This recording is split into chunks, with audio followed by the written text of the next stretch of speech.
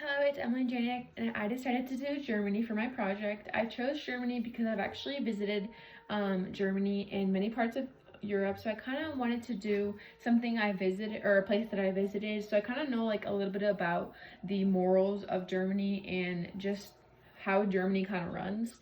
So Germany is located in Central Europe, and the population is around 83 million. The currency in Germany is euros, and they run on a federal parliamentary government, which basically means they run on a democratic government.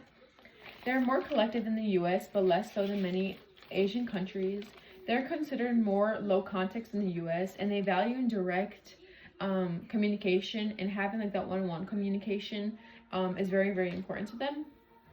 And having explicit communication, they have a higher uncertainty avoidance than the US, preferring clear rules and regulations. So they like to have things straight in Germany. They don't like to have like loose boundaries or loose ends where people can get away with things. They like to have direct rules that people have to follow.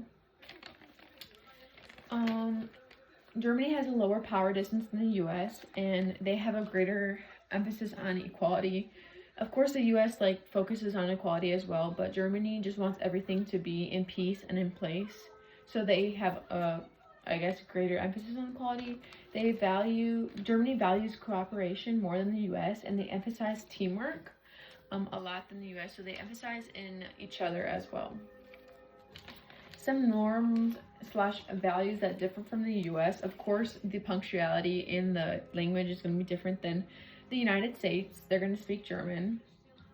They're more private and reserved than the Americans, so a lot of Americans, especially on social media, will be posting a lot of things, and Germans tend to be a little bit more conservative and private in what they post and what they wear and just out and about. They have a greater emphasis on education and expertise than the Americans. In the United States, of course, education is a big thing, but especially in Germany, education is number one in kids' lives, and having access to education is very important. If you were to visit Germany, some factors that might shock you, of course, the cultural shock, the maybe like conservative of people, especially when I went to Germany. I went with my older sister and my little brother, so we were kids as well, so we'd be like running around in the streets and stuff like that.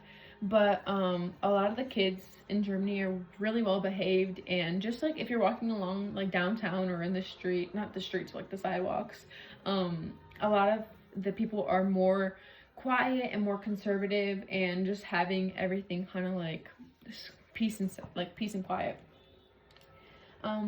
Of course, like the rules and regulations, like that might be a cultural shock to you as well. To avoid feeling anxiety if you visit Germany, I would recommend learning some German.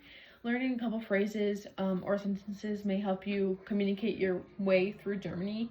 A lot of people are very, very nice in Germany. Hopefully you run into a lot of nice people. So people will kind of help you, but if you know a little bit of phrases and a little bit of German, then of course that will help you regardless of meeting people or not.